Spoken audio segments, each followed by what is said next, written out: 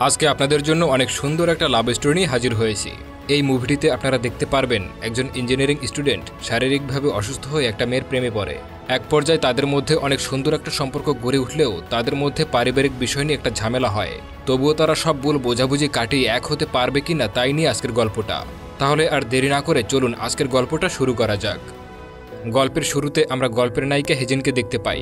ছোটবেলায় একটা অ্যাক্সিডেন্টের কারণে সে ফিজিক্যালি ডিজেবল হয়ে গেছে। আমরা দেখতে পাই সে একটি তীর নিক্ষেপ প্রতিযোগিতায় অংশগ্রহণ করছেন। আসলে সে একজন প্রফেশনাল তীরন্দাজ, কারণ সে একটি তীর প্রশিক্ষণ কেন্দ্রে প্রশিক্ষণ করান। তাই সে আজ এখানে তীর প্রতিযোগিতায় অংশগ্রহণ করে সঠিক জায়গায় তীর লাগিয়ে এখানকার বেস্ট প্রাইজগুলো সহজে জিতে নিচ্ছিলেন। সবশেষে এখানকার সবচেয়ে দামি প্রাইজটা সে নিতে যাচ্ছিল। এটা দেখে প্রতিযোগিতার ওনার অর্থাৎ যিনি এই প্রতিযোগিতার আয়োজন করছেন তিনি সন্দেহ করেন হেজিন কোনো প্রফেশনাল তীরন্দাজ। যদি সে সত্যি প্রফেশনাল হয়ে থাকেন তাহলে এই প্রাইজটি হেজিনকে দিবেন না, কারণ এই প্রতিযোগিতার নিয়ম হচ্ছে কোনো প্রফেশনাল তীরন্দাজ এখানে অংশগ্রহণ করতে পারবেন না। তখন সেখান থেকে একজন বলে ওঠে, উনি তো আসলেই একজন প্রফেশনাল তীরন্দাজ, আমি ওনাকে টিভিতে দেখেছি। তিনি একটি তীর প্রশিক্ষণ কেন্দ্রে নতুনদের ট্রেনিং করান। এবার তো ওখানকার ওনার শিওর হয়ে যায় হেজিন আসলেই একজন প্রফেশনাল, এজন্য এই প্রাইজটা তিনি হেজিনকে দিবেন না। কিন্তু হেজিন তো অনেক চঞ্চল একটি মেয়ে, সে তাদের হাত থেকে প্রাইজটি ছিনিয়ে নিয়ে সেখান থেকে পালাতে থাকে। আপনারা হয়তো ভাবছেন তার হুইল চেয়ারটি ধাক্কা দিল কে বা আপনা আপনি চলছে কিভাবে। এর কারণ হলো এটা উন্নত প্রযুক্তির দেশ। তাদের তৈরি হুইল চেয়ারে বাটন সিস্টেম করা আছে। বাটনে প্রেস করলেই হুইল চেয়ারটি কারো সাহায্য ছাড়াই আপনা আপনি চলতে শুরু করে। বাংলাদেশেও এই সিস্টেমের বহু হুইল চেয়ার রয়েছে। যাই হোক, হেজিন তো প্রাইজ নিয়েই পালাচ্ছিল। তাড়াহুড়ো করে যাওয়ার সময় সে চেয়ার উল্টে একটা দোকানের সামনে পড়ে যায়। তখন একটি ছেলে এসে তাকে উঠায়। এই ছেলেটি হলো গল্পের প্রধান চরিত্র সুকি। তো আমরা দেখতে পাই চেয়ার উল্টে পড়ে যাওয়ার কারণে হেজিনের চেয়ারের নাট খুলে গেছে। সুকি বলে, আপনি চিন্তা করবেন না, এখানে নাট ঠিক করার সরঞ্জাম রয়েছে, আমি নিয়ে আসছি। একটু পর সুকি সব নাট আগের মতো লাগিয়ে দেয় আর চেয়ারটি ঠিক করে দেয়। হেজিন তখন ছেলেটিকে দেখছিল।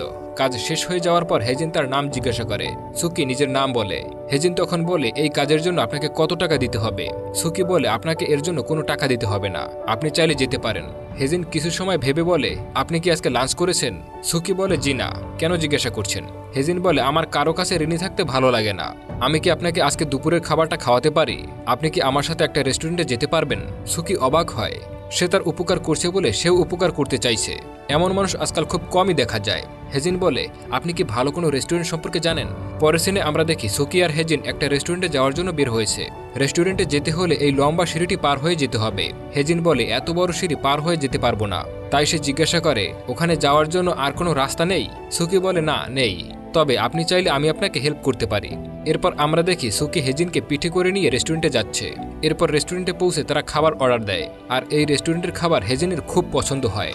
সে সুকিকে অনেক ধন্যবাদ জানায় এত সুন্দর একটা রেস্টুরেন্টে তাকে নিয়ে আসার জন্য।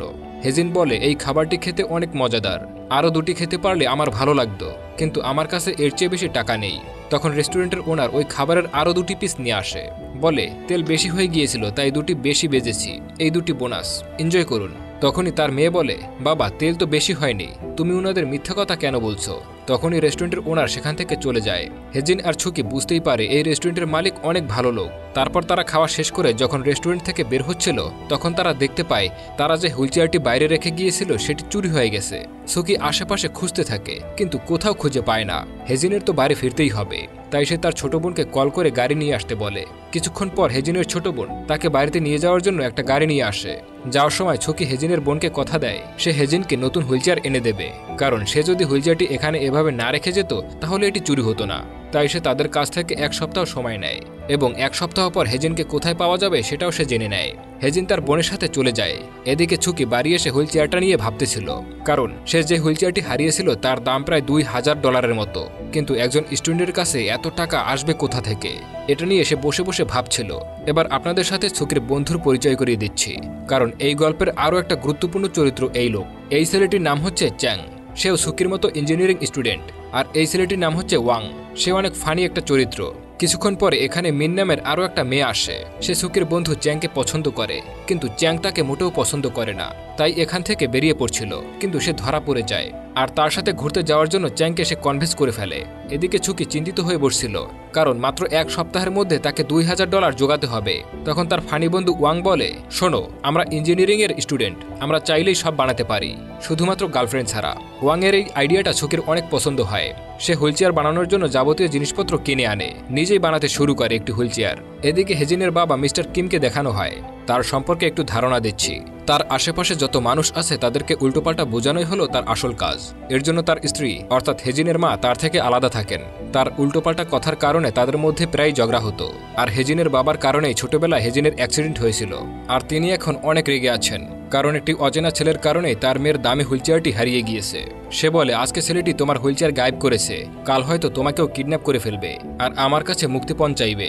নেক্সট টাইমে তুমি এই ধরনের ছেলেদের সাথে মিশবে না, সাবধান। হেজিন তার বাবাকে থামিয়ে বলে, ওই ছেলেটা এতটাও খারাপ না, ও অনেক সহজ সরল। তখন তার বাবা বলে, সহজ সরল ভেবে ছেলেটির ফাঁদে পা দেবে আর তোমার অজান্তেই তোমার লিভার কিডনি সব বিদেশে পাচার করে দেবে। আমি এই ধরনের ছেলেদেরকে চিনি। হেজিনের বাবার এই সমস্ত কথায় সে একদমই কান দেয় না। পরের সিনে আমরা দেখতে পাই 1 সপ্তাহ পরে সুকি হেজিনের প্রশিক্ষণ কেন্দ্রে তার বানানো হুইলচেয়ারটি দিতে এসেছে, কারণ 1 সপ্তাহ আগে সে জেনে গিয়েছিল 1 সপ্তাহ পরে হেজিন কোথায় থাকবে। আর আজকে তার বানানো হুইলচেয়ারটি দিতে এসেছে।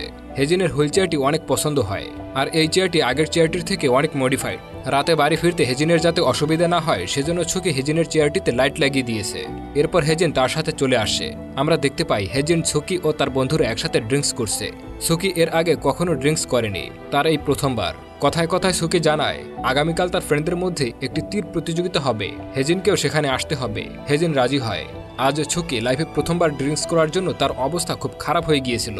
হেজিন তাকে বাড়ি পৌঁছে দিয়ে তার মায়ের কাছে মাফ চায়, কারণ তার জন্যই সুকি আজকে ড্রিঙ্কস করেছে। কিন্তু এতে সুকির মা হেজিনকে কিছুই বলে না, উল্টো সে হেজিনের সাথে ভালো ব্যবহার করে। তারপর হেজিন সেখান থেকে চলে যায়। সে আজকে অনেক খুশি, কারণ অনেক বছর পর সে আজকে বন্ধুদের সাথে মজা করতে পেরেছে। হেজিন কারোর সাথে কখনো এতটাও ফ্রি হতে পারেনি। হেজিন যে ফিজিক্যালি ডিজেবল অর্থাৎ একটা শারীরিক সমস্যা আছে তা সুকি কখনোই তাকে বুঝতে দেয় না। সে সবসময় হেজিনকে সাধারণ মানুষের মতোই ট্রিট করে আর এই ব্যাপারটা হেজিনের অনেক ভালো লাগে। পরের সিনে আমরা সুকির বন্ধু ওয়াংকে দেখতে পাই। সে একটা ইলেকট্রিক রোবট বানানোর চেষ্টা করছিল আর এখানে জেনি নামের একটা মেয়ে তাকে সাহায্য করছিল। ওয়াং জেনিকে অনেক পছন্দ করে আর সে জেনিকে পটানোর জন্য নতুন নতুন কাজ করছিল, কিন্তু এতে তেমন কোনো লাভ হয় না। উল্টো সে রোবটের মাধ্যমে জেনিকে ব্যথা দিয়ে ফেলে। এরপর হঠাৎ চ্যাং সেখানে চলে আসে। সে বলে, তীর প্রতিযোগিতার জন্য প্রস্তুত হয়ে যাও, আজকে আমাদের 1 বছর আগের হয়ে যাওয়া বেইজ্জতির প্রতিশোধ নেব। এই কথাটি বলার সময় চ্যাংয়ের হাতে আমরা তাদের 3 বন্ধুর একটা ছবি দেখতে পাই, যা দেখে আমরা বুঝতে পারি গত বছর তারা তাদের বিপক্ষ দলের কাছে হেরে গিয়েছিল আর পানিশমেন্ট হিসেবে তাদেরকে এভাবেই দাঁড় করে রাখা হয়েছিল।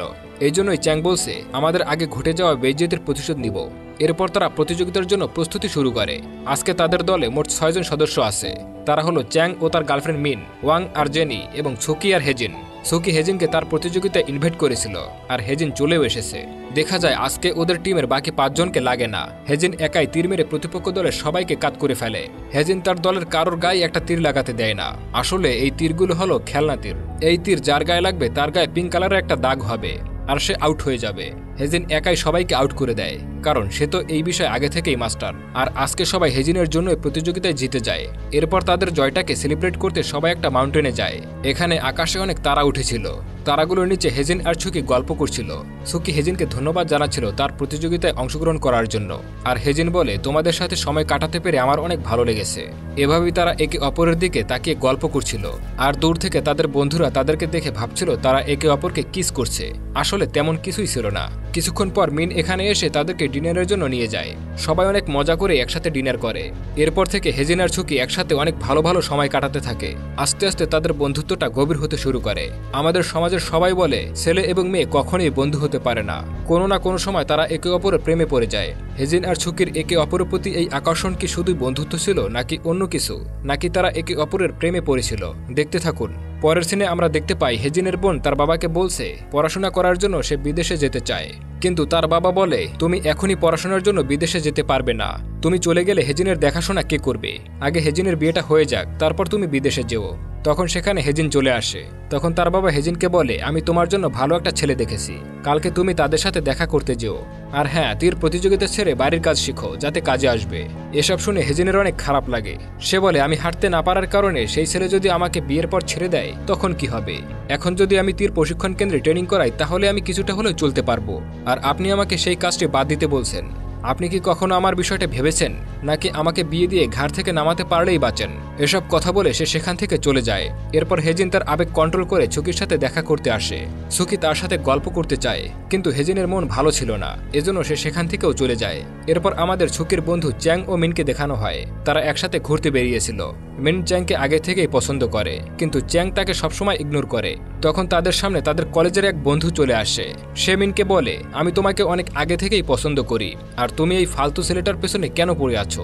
মিন বলে, চ্যাংয়ের সম্পর্কে একটাও বাজে কথা বলবে না, আমি চ্যাংকে ভালোবাসি। সেখানে তাদের মধ্যে কথা কাটাকাটি হয়। এক পর্যায়ে ছেলেটি মিনকে ধাক্কা দিয়ে ফেলে দেয় এবং শেষে চ্যাংয়ের সামনে থেকে মিনকে নিয়ে যেতে চায়। এখন চ্যাংয়ের মধ্যে আপনা আপনি একটা জোর চলে আসে। যে চ্যাং সবসময় মিনকে ইগনোর করত, সে আজকে মিনের জন্য একটা ছেলেকে ঘুষি মেরে কাত করে দেয়। এই ঘটনার পর থেকে মিন এবং চ্যাংয়ের মধ্যে আরও ঘনিষ্ঠতা বৃদ্ধি পায়। এরপর আমাদের ওয়াং আর জেনিকে দেখানো হয়। জেনি ওয়াংকে বলে দেয় সে তাকে পছন্দ করে, কিন্তু ফানি ক্যারেক্টার ওয়াং এমনভাবে ভান করছিল যেন সে তাকে ইগনোর করছে। তারা দুজনেই গেজেট এক্সপার্ট ছিল। জেনি তার ডিভাইস শো করে দেখতে পায় ওয়াং তাকে পছন্দ করে। সে জেনির সামনে ভান করছে।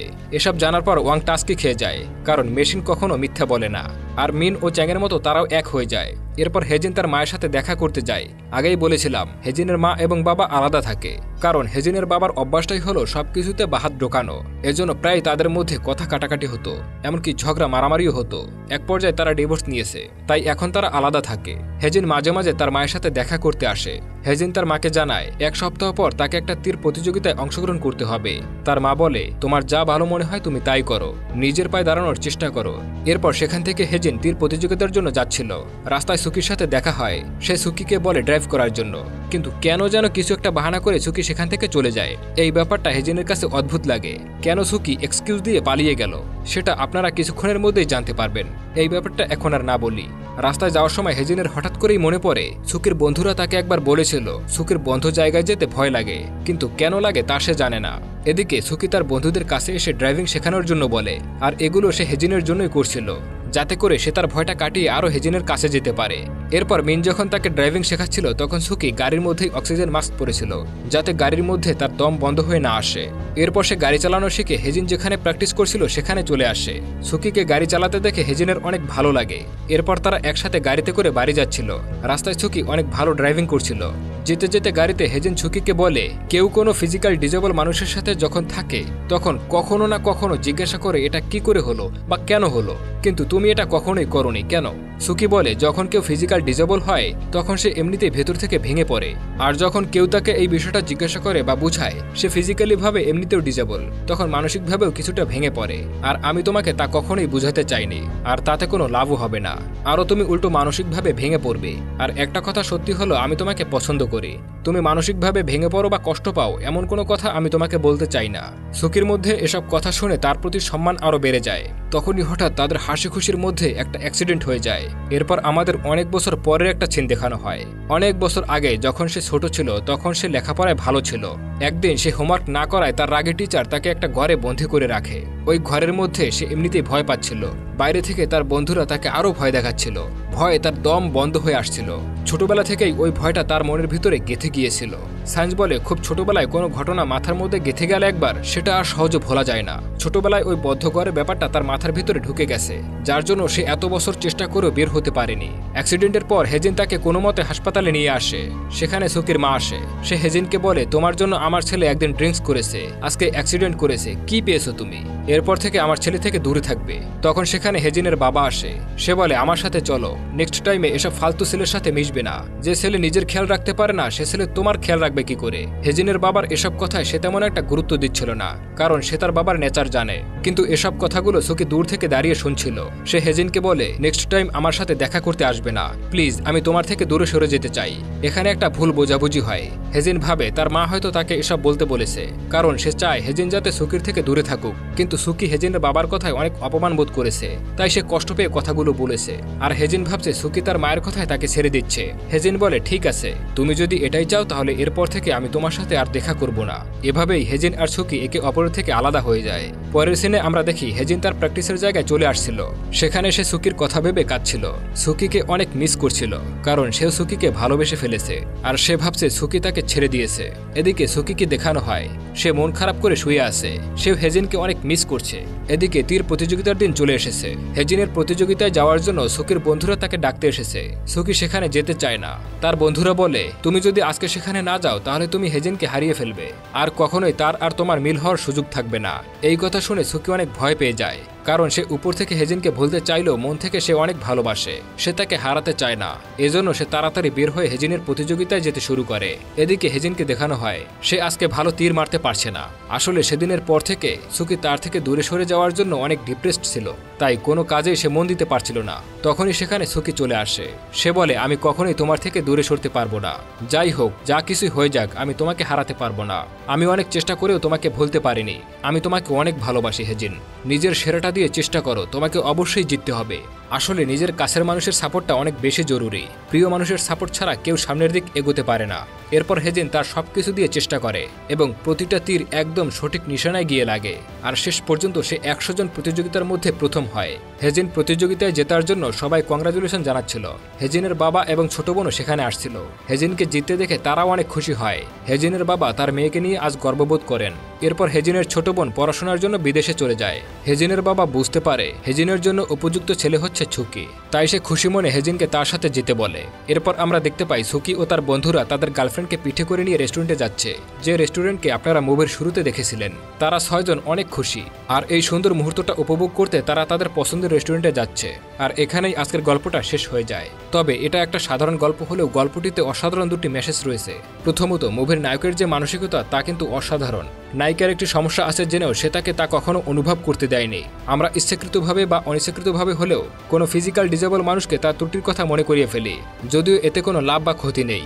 উল্টো সেই মানুষটা আরও বেশি ভিতরে ভিতরে ভেঙে পড়ে। তাই গল্পের নায়ক কখনোই অসুস্থ মানুষটিকে তা ফিল করতে দেয়নি, সে তাকে একটা সাধারণ মানুষের মতোই ট্রিট করেছে। আমাদের রিয়েল লাইফেও এমনটা করা উচিত। আর দ্বিতীয়টি হলো, নায়ক ছোট থাকতেই হোমওয়ার্ক না করার কারণে শিক্ষক তাকে একটা বদ্ধ ঘরে আটকে রেখেছিল, যাতে সে ছোটবেলায় ব্রেনে আঘাত পায়, আর এটাই তার জীবনে অনেক বড় একটা বিপর্যয় নিয়ে আসে। আমরা প্রায় এমন কাজ করে থাকি। অনেক বাবা মাও এই কাজ করে থাকে। তাদের সন্তানেরা পড়াশোনা না করলে তাদেরকে বন্ধ ঘরে আটকে রাখে। এটা একদমই উচিত না, উল্টো এতে আরও ক্ষতি হয়, তাদের মানসিক বিকাশে ক্ষতি হয়। তাই আমাদের এসব কাজ থেকে বিরত থাকা উচিত। তো বন্ধুরা, কেমন লাগলো আজকের গল্পটি অবশ্যই কমেন্ট করে জানাবেন। আপনাদের কমেন্ট আমাকে নতুন নতুন ভিডিও বানাতে উৎসাহিত করে। তো আজকের মতো এখানেই শেষ করছি। Good bye.